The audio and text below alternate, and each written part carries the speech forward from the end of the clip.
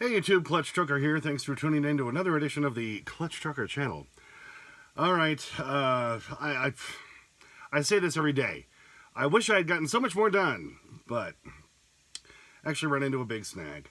It took me like 3 days to make sure that support was up there correctly because that's supporting the whole foundation of the upper bunk area. Well, now as far as supporting the step area, ran into a giant snag.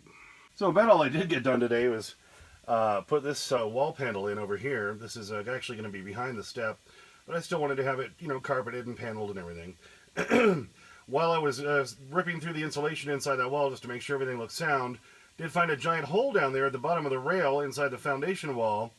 Obviously, they had put in for some wiring that they didn't use. So, had to find a way to plug that up, then put this wall up, which is now in place. That looks nice, doesn't it?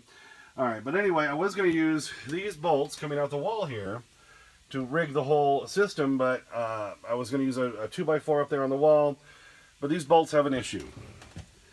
The threading doesn't start until that far in, and they only come out 1 1/4 inches anyway. And so I could not get a board up there without, I tried drilling in with the wider bit to recess where the nut has to go in, but it compromised the integrity of the board too much. So I know that thing right there is solid as hell because it's holding up the whole right side, or the driver's side, of my upper bunk area on that side. Because that and that rear bracket in the corner there were the only things holding the upper bunk up before. So I'm going to rig my whole landing system up to that height. Going to go up a couple more inches than I planned. That's okay.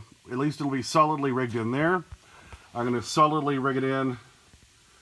And there's a couple of holes left in that little corner bracket back there that I can secure the floor to. There's the hole down there. And I know I've got a long enough bolt that'll go in that one. There's not already a bolt in it, which makes it nice. Going to mount a board there. Some cross beams going across. A 45-degree angle one in the corner. That'll support the whole landing. Then the step issue can just be done by these brackets with a board attached beneath going over to this post. That'll be step number 2 right there. Step number 1 will be a little bit higher than that beam. Step number 3 will be about that height. And then you jump up to the landing area. So I've basically got it all redone. Well, let me back up. There's a caveat to that. I've basically got it all done in my head. And, oh, my poor sketch. I got to show you this. I've been sketching and resketching and remeasuring and remeasuring, and oh my god. I've had to do so many variations of this that my sketch just looks like a big horror show. Yeah, look at this. I've had to keep scratching things out and redoing it over and over and over. These are going to be the steps over here. There's the landing. There's where the fridge and freezer go. This is where my APU thing is now. This is the panel that's going to be my seating area. I've had to keep adjusting all of the heights and everything and how I'm going to do this whole thing to make sure it's all rigged in. So, this has taken me most of the day. I had to just keep stopping and getting away from it to think about it and make sure I'm doing it right.